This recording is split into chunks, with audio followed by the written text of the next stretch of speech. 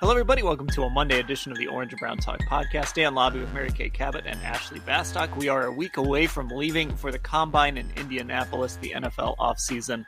Not really much of an offseason, so things are going to start picking up. We got a full week of pods this week. Lance Reisland is going to join me a little later this week. He's going to give us some names to watch at the Combine, some people that he likes for the Browns already, and some sleepers. We'll have a Hey Mary Kay edition of the pod a little bit later, too. So I did still want to ask our texters for some help on this podcast. So I sent out a text, and if you want to get involved, it's cleveland.com/Browns, the blue banner at the top of the page. You can become an insider. You can just become a texter, whatever it is you want to do. It's all there at cleveland.com/Browns when you click that blue banner. I wanted true or false questions and fill in the blank questions. I think these are always kind of fun to throw out there. So I'm going to go with this one first from the 253 area code. Big, open-ended off-season question. I think the biggest surprise of the Browns' 2024 offseason will be blank. That's a great one. I love know, it. A lot of ways we can go with this. That is so good. So I have a couple minutes lead time on you guys. I haven't really looked at all of these, but I have seen the replies. So I have one, but if one of you has a good one off the top. You go. Okay. I think the biggest surprise will be the Browns will make a significant wide receiver trade. And that's how they're going to add their guy. So like T. Higgins is probably going to get franchised, and I don't think the Bengals would turn around and trade him to the Browns after they franchise him, if they end up trading him at all, if they re-sign, whatever they end up doing. But I think there's some name out there that we haven't figured out yet that the Browns are going to trade for. And I don't know if it's an A.J. Brown type, that happened on draft night, something like that. And I don't know necessarily to the level, like, could it be another Elijah Moore type trade? Because, of course, the Browns don't have a first-round pick this year for the final time as part of the Deshaun trade. So that kind of limits what they can do. But I think there's some name out there that could kind of pop up. Maybe it's sort of like Amari Cooper, right? When we started getting to the start of free agency that year, you started to hear Amari Cooper's name a little bit more. So maybe it's somebody like that. But I think that's how the Browns get their guy. Some sort of trade for a receiver. So I think that's the biggest surprise. We just don't know that name yet. Well, I like this one, Dan. I mean, I do think that, that they probably will do something to acquire a good veteran receiver. And we do know that Andrew Berry, some of his best acquisitions have come via trade, including Amari Cooper and Dustin Hopkins and some of his others. So I think this is a good one. I don't know that I would have put it under the category of biggest surprise, because I think one way or the other, I think they're going to try to find some kind of a receiver. Now, there are some good ones in free agency. And again, we fully expect T. Higgins to get franchised, or for them to extend him or something like that. So he probably is not going to be available. I think there are some other ones that I find intriguing on that list. But I think one way or the other that, they just have to go out and get themselves a nice, good receiver. Now, do they think that? I don't know for sure yet. We're going to get a better handle on some of this stuff when we get to the Combine and we get an opportunity to talk to Kevin about it a little bit, and we get an opportunity to talk to Andrew Berry a little bit next week. Next Tuesday and Wednesday, we will have a better handle on some of this stuff. But I do think that something along those lines will happen. I don't think they can count on trying to draft a receiver and have that be the way that they go. Obviously, they don't have a first-round pick. And, you really can't count on a second rounder coming in and being an immediate impact guy. So I do think that they will scour other teams' rosters. They will take a really good look at some of the free agents that are supposed to become free agents in a couple of weeks. And one way or the other, they will try to come up with something. And Ashley, I wonder if a trade, I guess one of the reasons I feel like a trade seems like it would be likely is just the way wide receivers are getting paid now is just that number keeps going up. I mean, when they went and traded for Amari Cooper, his average per year is $20 million a year. And that's like, I mean, I'm just eyeballing the over the cap list here. That's like 10th in the NFL at this point.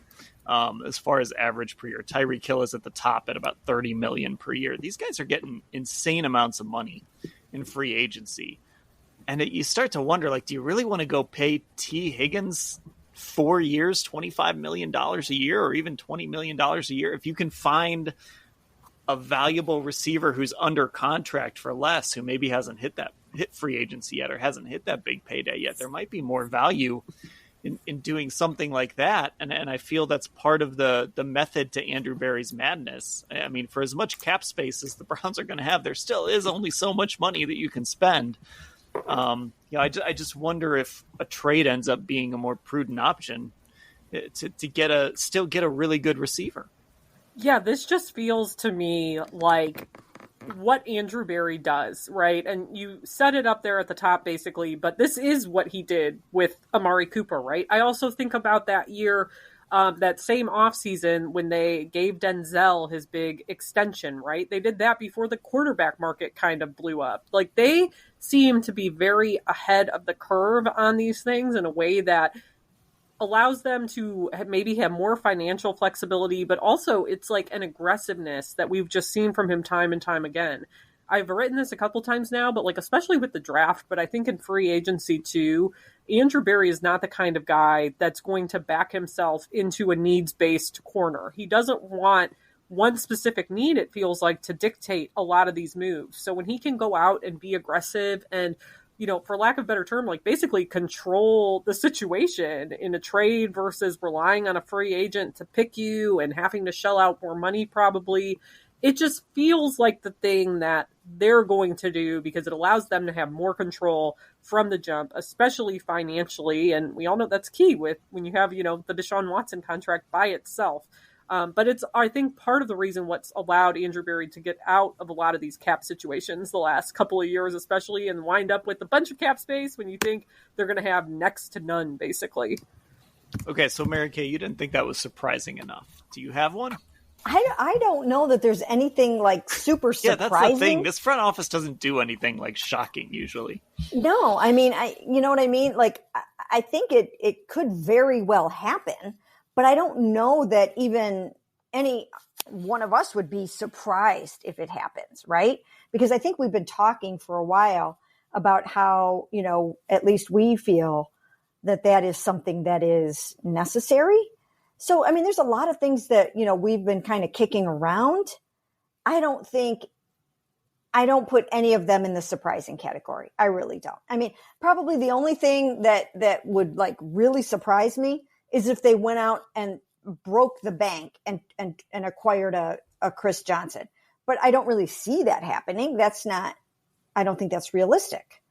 So I can't really think of anything that falls under the surprising category to me. We've talked about possibly re-signing Joe Flacco. We've talked about possibly bringing back Jacoby Brissett.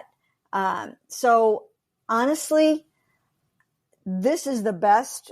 You came up with, I think, the best, answer for this category. But again, it wouldn't surprise me if they do it.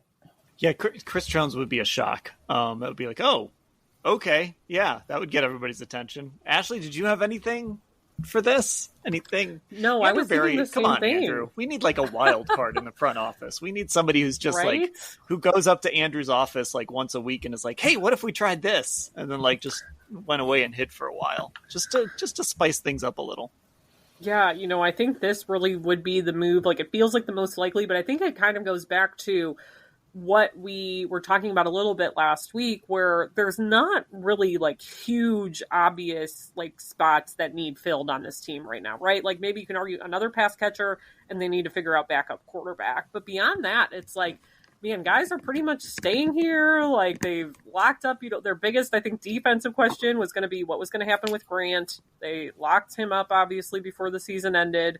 So for me, there's just not a lot of like wiggle room in terms of surprising things they could do. And we know they don't like execute those really like super surprising trades or cuts. Like we talk about that all the time on the 53-man roster pods. Like typically by that point on cutdown day, we know what direction they're going. They're not the team that's going to make the move that, wow, they released this guy who's been a key player and we never saw this coming. It's just not the way they operate.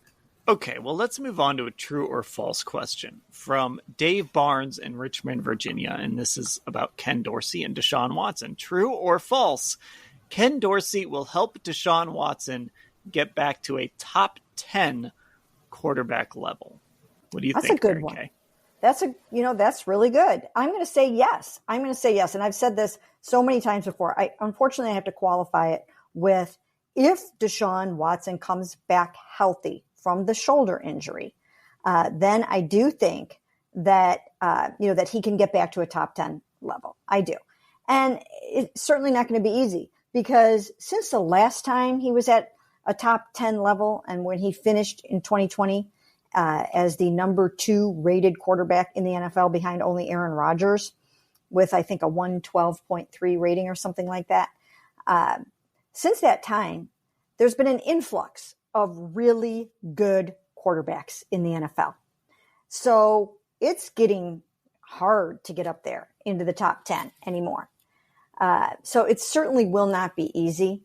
But I really do think that if Ken Dorsey and if Kevin Stefanski really put their heads together, and if they bring in some new concepts with Tommy Rees coming in from the college ranks, and some of the other guys that they have brought in, Deuce Staley, hopefully will come in with some new and fresh ideas and thoughts. Same thing with Andy Dickerson. I mean, they didn't just interview Andy Dickerson to be their offensive line coach that he ended up becoming, but they gave him serious consideration as offensive coordinator. So he should be bringing in some new thoughts and new ideas. And he came from Seattle, where he had some, innovative thoughts going on in some situations there with Geno Smith and those guys out there. So I think that this is an offensive staff that should really be fresh and new and ready to go. And so therefore, I do think that they should be able to help Deshaun climb back up into that top 10 range. And look, Ken Dorsey got fired. Okay. He got fired in the middle of the Bills season. And in the same way that Joe Flacco came back with something to prove, I think Ken Dorsey's got something to prove. I think he wants to show people that he still is a really good offensive coordinator. So he's going to be bringing his best stuff, and so is everybody else. And I'm going to give it a yes, as long as Deshaun's healthy. So top 10 quarterback is interesting. Like all these tiers are interesting qualifiers. So I guess I'm trying in my mind to figure out where that puts him. Like if he's 10th in the top 10, who is that on par with? Are we talking about guys like are we sort of in the Tua, Kirk Cousins range? I guess I'm trying to figure out exactly where that would put him, because I think top 10 is pretty reasonable. And to be honest, if we take the contract, I was actually just randomly thinking about this today. If we take the contract out of the equation, what does Deshaun Watson actually need to be for this team to be successful and to make a run and have a good season, get to the playoffs and have a chance in the playoffs? If he was just like making a normal salary, you probably could get away with him being just at the very edge of the top 10. So Ashley, I think it's perfectly reasonable to assume that Dorsey and a healthy Deshaun can certainly make for a top 10 quarterback. Yeah, I was going to say true to this one as well. And I think for me, it's also about this fact that we've seen him really individually improve, similar quarterbacks, right? And in Cam Newton, in Josh Allen. And we've talked about, those guys are similar, big picture. They obviously are unique in their own ways. Deshaun's not quite as physical or as big as those guys. And you definitely, I don't think, want him to be as physical of a runner now post this injury. But this has been to me, when I look at Ken Dorsey's career, his bread and butter is getting these guys to think about things a different way, help with their development. And Deshaun's maybe at a different spot in his career, obviously, than Cam Newton was when Ken Dorsey first started working with him. But he is in an interesting spot coming off of this injury now. And obviously he has only played 12 games the last couple of years. It's a small sample size. He really does have to get back to that sort of full-time starter role. So I think what Ken Dorsey has done with some of these younger players who have a similar skill set and helped with their development, I think that really can, help him get more of that consistency post-injury if it all goes according to plan. And also it's like, if Ken Dorsey can't do that, like, what's the point of bringing him here? You know what I mean? Like, it's like they better hope that that's what this is if you're the Browns. And it, I'm sure, was a big part of their consideration to hire Ken Dorsey. Okay, so not to turn this into our annual quarterback draft, which is to be determined. I'm just thinking like the sure things at quarterback, right? Josh Allen. I'm just going through the standings here, so this is no particular order. Josh Allen, Lamar Jackson, Patrick Mahomes. Let's see. I guess we could put Aaron Rodgers in that mix. Justin Herbert. So that gives me like 5 guys. I think CJ Stroud is right on the cusp there of being in that elite company. I kind of like to see him get through year 2 before I start putting him in that sense. But I think he's on his way there. So now we're getting into like Dak and Jared Goff and, Brock Purdy, I think might still be a year away from being in the top 5, top 6 range. So to me, Mary Kay, there's a lot of wiggle room once you get past kind of that really top level of guys. And depending on how quickly we want to just throw CJ into that mix and what people think of Justin Herbert, if we're talking top 10, I don't think that's asking too much for Deshaun Watson to be a top 10 quarterback next year.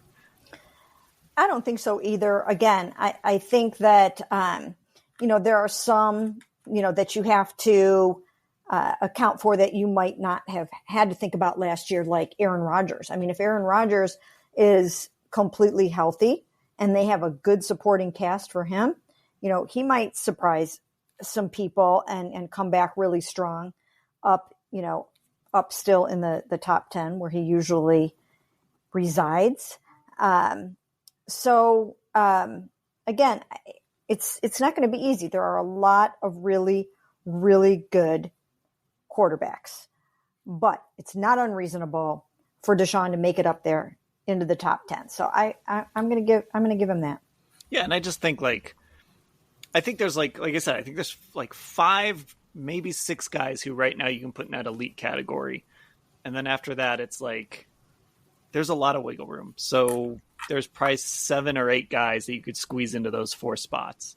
I just don't think, like, if you're 10th in the top 10, that's not all that. I mean, that's good. That's not great. That's not Mahomes or Allen or even Lamar. I think that should be the expectation for Deshaun. I think that's fair. And I think that should be an expectation for Dorsey as well.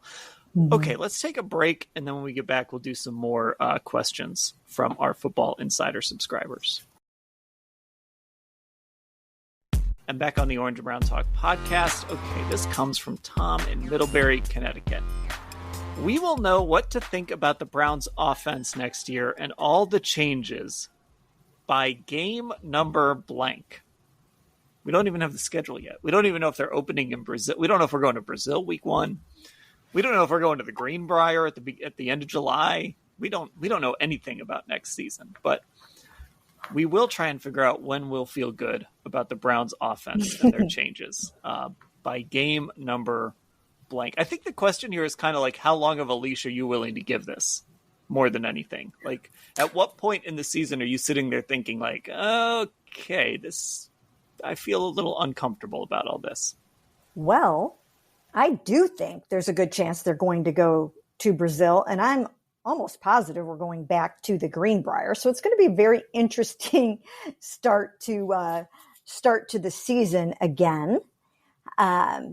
So yeah, looking at the beginning of the season, I actually think with an entirely new offensive staff and a tougher schedule than they had last year, that it might take them a little while to figure out who can do what. I mean, even when you look at last year, it took a while to figure out, okay, maybe Elijah Moore doesn't need to be used in all these different ways. Let's just find the 3 or 4 routes that he can completely excel at and showcase him in that way. I think it might take a little while because they're going to have some new personnel. They're going to have maybe they'll even have a new play caller. We don't know about that yet. But we do know that every single position except for wide receiver has a new position coach. And I think it might take just a little while for it to look like a well-oiled machine. I'm going to say week 5 is when you can really start to see it come together. I was going to say week 6. Like, let's get through. So we're kind of in the same range. By the way, I do want to say something because I know as I was looking through these standings, I knew I would leave somebody out. I didn't mention Joe Burrow when we were throwing out quarterbacks. So I didn't, I did forget about Joe. That's all. Just scrolled right by the Cincinnati Bengals. Okay. But I was thinking like week 6, right? That's a month and a half. Let's see what, if this starts to look good right around that week 6 mark, and we know, you really want to build this thing and have it kind of building up all the way through like Thanksgiving and then really get going. So I think, Ashley, if we get to about week 6, what is that, mid-October, I think we'll have a pretty decent idea of if this offense is heading in the right direction and if things are going the way they need to go. Yeah, week 6 was exactly mine as well. It was just the number that I'm like sitting there thinking, I'm like, if it looks bad, like when am I going to be saying, oh yeah, I don't have much faith in this anymore? And it's probably like if I've had to watch 6 games of them just absolutely struggling, absolute slogs of games. And that's when I think it's, we're in trouble. Or it's, hey, this looks like not that bad, right? And you just have kind of seen it build and build and build. And you're right. The week 6 games this past year, Dan, that was October 15th. So it is like right at that midpoint of October. That feels like you're going to have a pretty good grasp on what a team is and isn't at that time. And now season's long. It's like about a third of the way through the season. Things can change, but I also think it's just the right amount of time for me to at least feel like I know what I'm watching at this point. And if we use this past season as an example, I mean, the first 2 weeks were pretty bad offensively. I mean, they had bad weather in week 1. The Pittsburgh game was a mess. Nick Chubb gets hurt. And then they come out in Tennessee and it looks good. Now, obviously, that's the game when Deshaun got hurt. So it was real disjointed after that. But at least when we saw Deshaun out there against Arizona, the second half against Baltimore, it resembled like a pretty good, pretty competent offense. I know the first half against Baltimore was bad. But, Mary Kay Deshaun's a little bit of a slow starter anyway. He sort of has been that throughout his career. So there could be a chance that we're 2 weeks into the season next year or 3 weeks into the season next year, and we're all still jet lagged from coming back from Brazil. And we're trying to figure out this offense a little bit. And maybe it doesn't look good, but I just think as much as people don't want to hear this because Joe Flacco looked so good so quickly, I just think we're going to have to give it time. And it probably is in that at least 5 to 6 week range. Yeah, that's the risk that they're going to take, too, if they bring back Joe Flacco, is that, if it doesn't look great in the first 2 weeks, we know what that's going to look like in terms of the fans and talk radio and social media calling for Joe Flacco. But I think everyone's going to just have to chill out a little bit, exercise a little bit of patience, and let it come together. Because they're not going to chuck Deshaun Watson overboard unless there's something wrong with his shoulder and move to Joe Flacco. They're not going to do that. It's a long season, and anything can happen. As long as you can stay in the hunt and you can stay in the thick of it early on, and you really start to turn it on in November and December, you're going to be okay. The margins are razor thin, and yes, you're going to need to win pretty much every game you possibly can, but people are not going to be able to panic if it doesn't look in the early going exactly the way that you think it's going to look. Look what happened with Buffalo this year. They were 5-5, and then they went on a run. Look what happened with the Kansas City Chiefs. People start to write them off a little bit. You have to be playing your best ball in November and December, and it could take a little while for this to look what it's supposed to. Yeah, Kansas City's a great example. I mean, you look at the end of their season this year. After their bye, they went 1, 2, 3, 4. They went 4-5 after their bye week. They lost to the Raiders on Christmas. I remember flying home from Houston And like, I think I passed out on the couch during that game, but I woke up and like the Chiefs had lost to the Raiders. And I mean, I had been as steadfast, like, I'm not going to waver on the Chiefs or Patrick Mahomes ever, but like that one kind of made me nervous. And that was like 2 weeks before the playoffs or 3 weeks before the playoffs. So like the Chiefs were not very good up until the postseason. So I think we kind of forget sometimes, because of the nature of the NFL, how long these seasons really are. And you do get caught up in that week to week, like reacting to every result. And listen, it's why people listen to our post-game podcasts and read our stories after games. Like, we love it that way. But there is also that bigger picture, that bigger perspective. And I think, another example of this is the Bucs in 2020.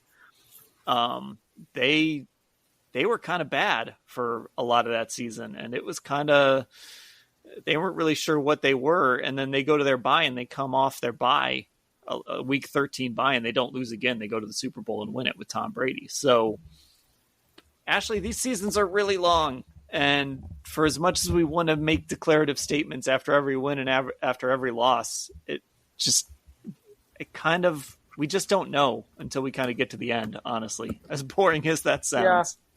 I mean, the flip side of that is look at how well the Browns were playing down the stretch of the season and after those 2 losses in Denver and in LA, and it seemed like they were rolling. And then what happens? In the first chance in the postseason, in the wild card game, Houston came out. Browns had a bad day. It looked like the defense didn't show up, and things can change that quickly.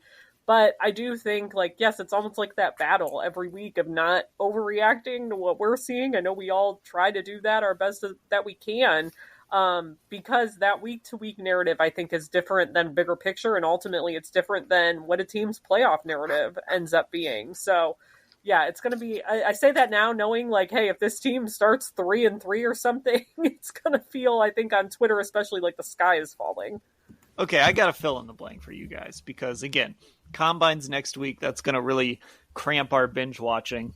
And then we get into free agency and the draft. So, hope you've gotten a lot in, Mary Kay, since you got back from the Super Bowl in this last week or so. But anyway, my fill in the blank is what I'm watching right now is blank.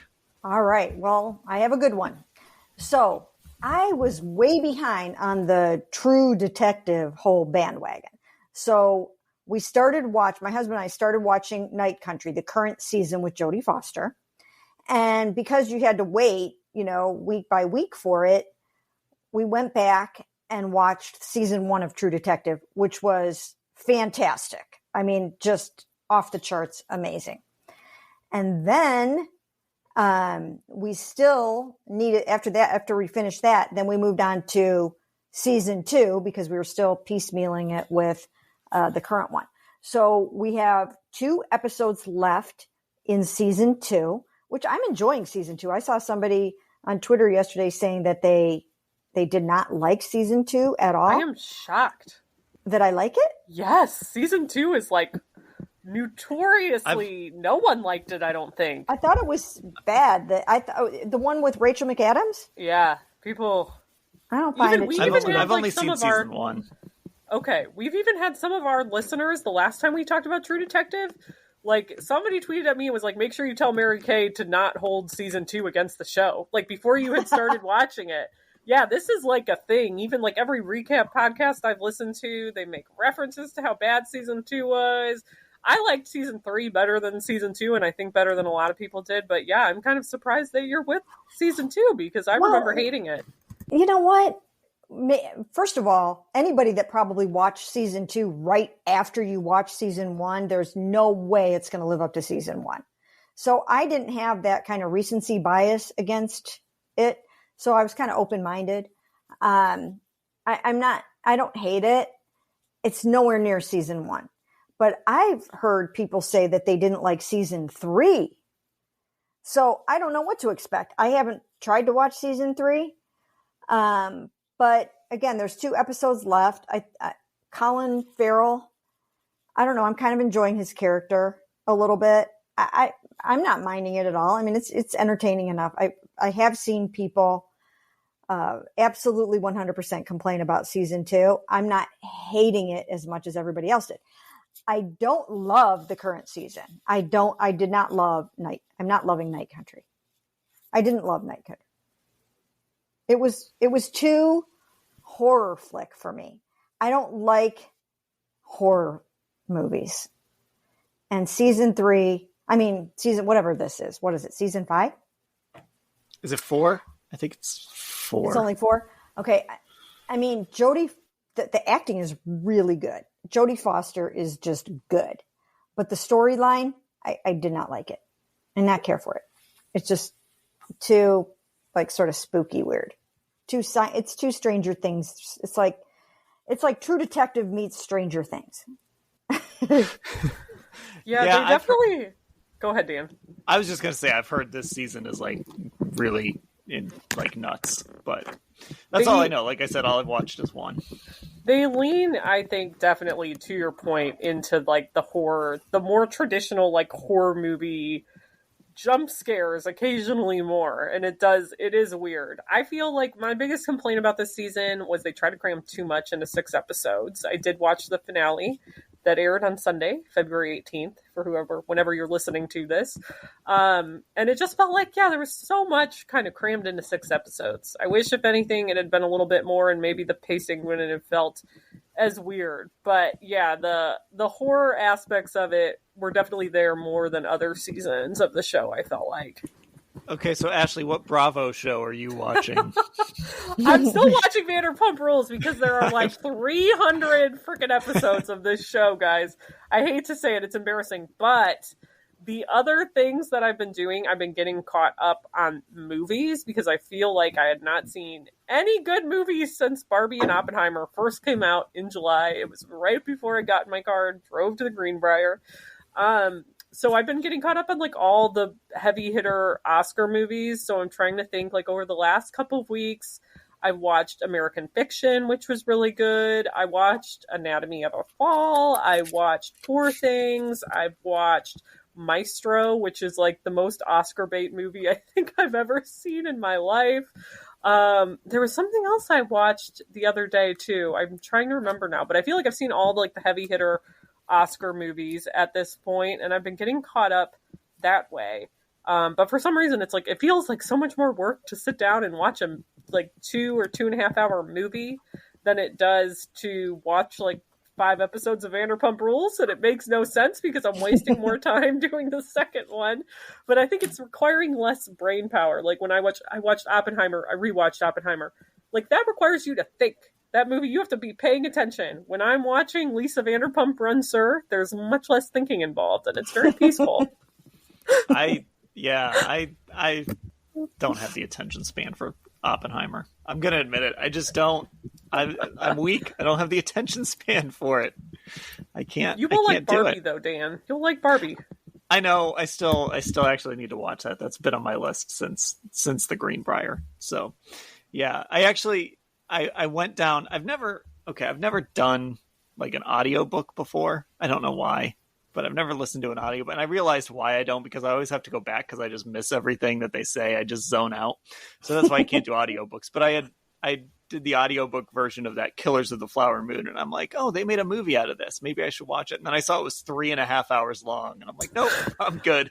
I did watch that one as well in my catch up, so it is good. I actually think you're gonna laugh when I say this, but it does not feel like a 3.5 hour movie. Like it, for some reason, the pacing of that, it goes quicker to me than Oppenheimer, which is like a half hour shorter. I don't know. I think it's like because in Oppenheimer they're jumping back and forth and there's so many people, and this is like the storytelling methods and the way they're moving through time more chronologically is a bit, I don't know, it makes it seem like it's going faster. But I have a feeling you still don't want to hear that, because a 3.5 hour movie that doesn't feel like 3.5 hours still feels like 2.5 plus hours. You know what I mean? Yeah, we'll see. Maybe I will at some point. But because I just watched the same 4 shows over and over again. I'm rewatching Sopranos, so that's been my off-season project. And I came this close to rewatching Friday Night Lights for the 1,000th time. I thought the Kyle Chandler commercial was going to put you over the edge Well, it was that it was a Ringer podcast that talks about the endings of shows, and the first one they did was Friday Night Lights because they obviously are just trying to rope me in to be a regular listener to this podcast. So it was just that combination of things that was like, oh, I should rewatch that show for, again, like the 500th time. What about The Holdovers? Have either of you guys watched The Holdovers? A lot of people are watching that lately. I've heard of it. I haven't yet, though. Yeah, did you love it, Ashley? I absolutely loved it. It's my favorite Paul Giamatti performance ever now. Okay.